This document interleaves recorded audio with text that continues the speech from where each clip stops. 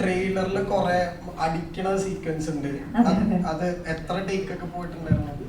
Take ഒക്കെ അത് Pradeep sir പറയുമോ എത്ര ടേക്ക്? എനിക്കൊന്ന് മാക്സിമം എല്ലാ സീനിലും അടി കൊടുക്കുന്ന എല്ലാ സീനിലും ഐ തിങ്ക് 1 or 2 മാക്സിമം അല്ലേ?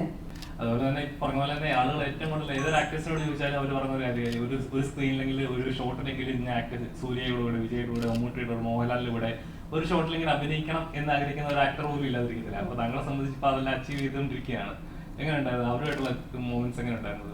അയ്യോ ഭയങ്കരല്ലേ, ഈ പറഞ്ഞ പോലെ ഫാൻ ഗേൾ മൊമെന്റ്സ് ആയിരുന്നു. എല്ലാ ദിവസവും ഷൂട്ടിന് ചെല്ലുമ്പോഴത്തേനും ഞാൻ അവരെ ഇങ്ങനെ നോക്കിയിരിക്കും. അതായത് അവരെന്താണ് ചെയ്യുന്നത് നമുക്ക് അവരെ ഒബ്സർവ് ചെയ്യും, അവരെങ്ങനെയാണ് സെറ്റിൽ ബിഹേവ് ചെയ്യുന്നത്. ഇൻ ആൻഡ് ഔട്ട് ഇപ്പോൾ ആക്ടിങ്, ക്യാമറയ്ക്ക് മുന്നിലും പുറകിലും എങ്ങനെയാണ് അവര്. അപ്പൊ അതൊക്കെ കണ്ട് ഭയങ്കര ഇൻസ്പിറേഷൻ കൊള്ളുകയും മാത്രമല്ല നമ്മൾ സ്ക്രീനിൽ കണ്ട് വളർന്നവരാണല്ലോ നമ്മളെല്ലാവരും. അപ്പം ഇവരായിട്ട് നേരിട്ട് ഇടപെടുമ്പോൾ അവര് നമ്മളെ കൂടുതൽ ഇൻസ്പയർ ചെയ്യുക. അതായത് ജസ്റ്റ് സ്റ്റാർഡം മാത്രമല്ല, അവര് ഭയങ്കര ഇൻ പേഴ്സൺ ഭയങ്കര സ്വീറ്റ് ആൻഡ് ഭയങ്കര ലൈക്ക് നമുക്ക് എന്താ കൂടുതൽ അഡ്മിറേഷൻ തോന്നും. അപ്പൊ എനിക്ക് അങ്ങനെയാണ് അവര്. അയ്യോ അങ്ങനെ ഒരിക്കലും പറ്റത്തില്ല. രണ്ടുപേരെയും എന്താ പറയാ നമുക്ക് കമ്പയർ ചെയ്യാൻ പോലും പറ്റത്തില്ല.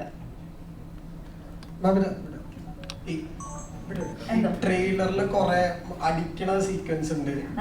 അത് എത്ര ടേക്ക് ഒക്കെ പോയിട്ടുണ്ടായിരുന്നു?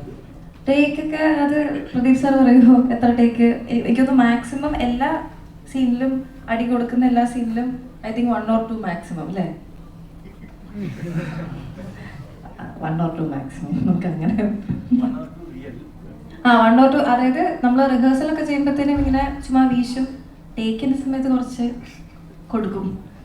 അത് കീർത്തി സാറ് പറഞ്ഞു എനിക്ക് റിയൽ ആയിട്ട് വേണം, എനിക്ക് അടി കൊടുക്കുന്നത് ഫീൽ ആവണമെന്ന് പറഞ്ഞതുകൊണ്ടാണ് അങ്ങനെ ചെയ്തത് അല്ലേ?